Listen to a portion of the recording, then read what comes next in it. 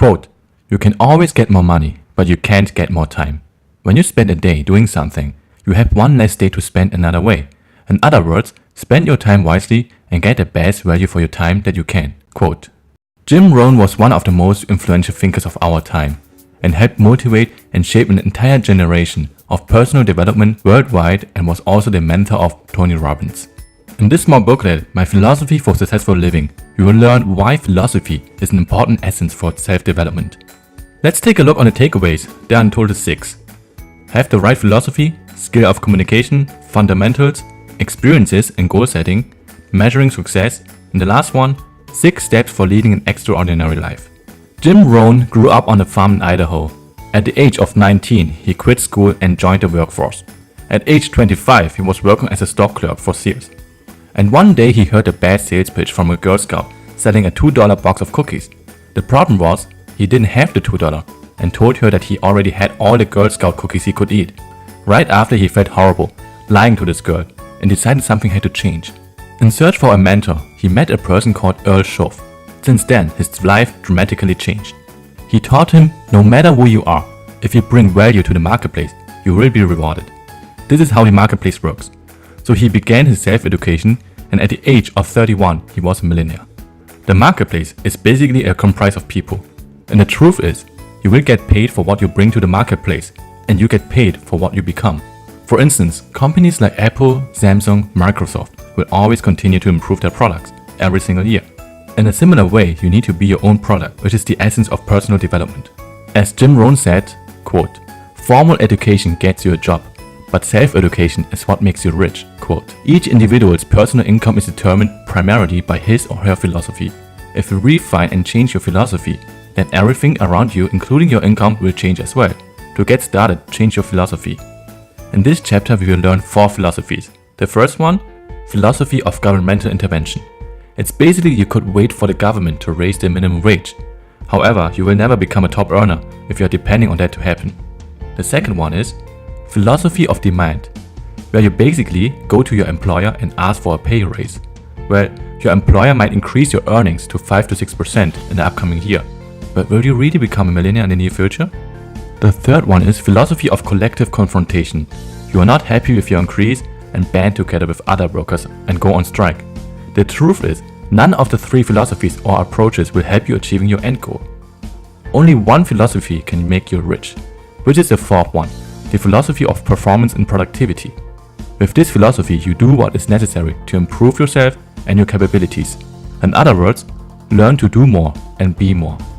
With this philosophy of performance and productivity, the whole economic scale belongs to you, as you have opened up new possibilities for yourself. If you are working for a company, you will be more valuable, and you will automatically earn more. Recognition and appreciation will fall into place, and your employer won't and cannot just easily replace you. That means you need to undergo a process of self-education. Quote, "If you work hard on your job, you make a living. If you work hard on yourself, you can make a fortune.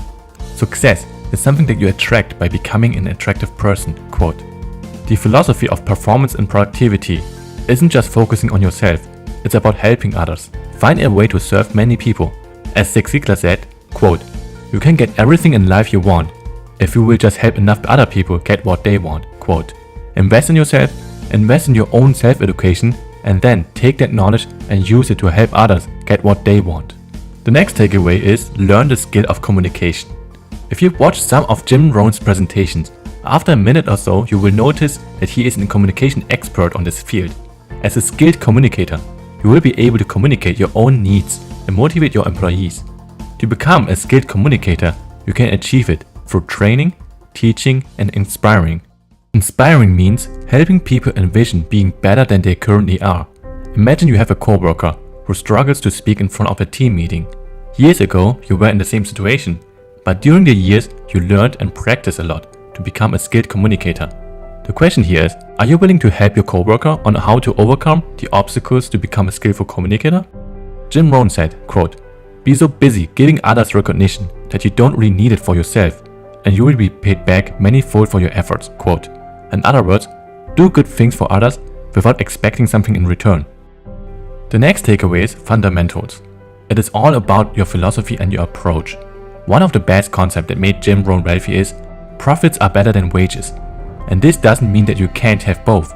It just means wages will make you a living, but profits will make you a fortune. During his career, he was working full-time on his job and part-time on his fortune. Another fundamental is to be diligent. If someone says they have a new system making money, be first suspicious. The odds are it's a scam.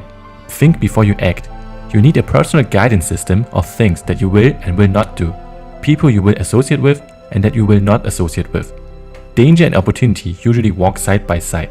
Being proactive and constantly evaluating new information means that you will be able to distinguish between danger and opportunity. The next takeaway is experiences and goal settings. Being able to turn failure into a positive experience that you learn from can be the difference between failure and success.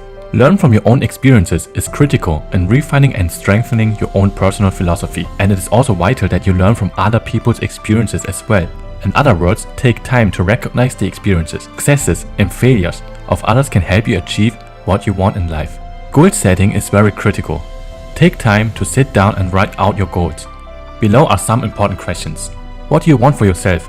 What do you want for your family? What do you want for your business? How much are you willing to give? And what are your goals? Asking questions is how we begin to acquire knowledge, both about the world around us and ourselves as well. One of the greatest philanthropists in history was Andrew Carnegie. He said he was going to spend the first half of his life earning money and the second half of his life giving it all away. He got so excited about his goal that he was able to earn about $400 million in the first half of his life. The main lesson in this chapter is that reasons and goals can be powerful, but without execution, useless. So roll up your sleeves and work on your written goals. The next takeaway is measuring success. Keep track on your progress. Most of the people, however, will work blindly without taking the time to reflect on their progress. For example, if you set a goal to lose 20 pounds in the next 3 months, you will most likely weight yourself on a scale from time to time. Otherwise, you really don't know how well your weight loss strategy is working. And the last and final takeaway is 6 steps for leading an extraordinary life. The first one is be productive. The core of the word productivity is that you produce. Your goal should be to produce something of worth and value for the world. For instance, take this video. I produced this video because I hope it has value for you watching it. The second step is value relationships. Collect and cultivate relationships with people who know you, know what you are about and like you. If you always approach life from the perspective of me, and me, the risk is that you might be left sad and alone. The third step is respect your origins. Know your culture, heritage, language and history. For instance, diversity is part of what has made America great. And the fourth step is spiritual health. No matter what you believe, it is important to spend time focusing on your spirituality and your beliefs. Jim Rohn emphasized that it is part of the process of building a strong country, strong families, and strong communities. And the fifth step is build an inner circle. Take the time to inspire your inner circle of friends and family. In return, they will inspire you as well. For instance, if unexpected events occur and you fail, it is nice to know that you have friends and family to depend upon and rely upon. And the last step is plant the seeds. God doesn't expect you to make a tree, He just expects you to plant the seed. This is exactly how the process of personal development and self-education works. Thank you guys for watching this video. I hope you enjoyed. If you have any questions, please leave me a comment below.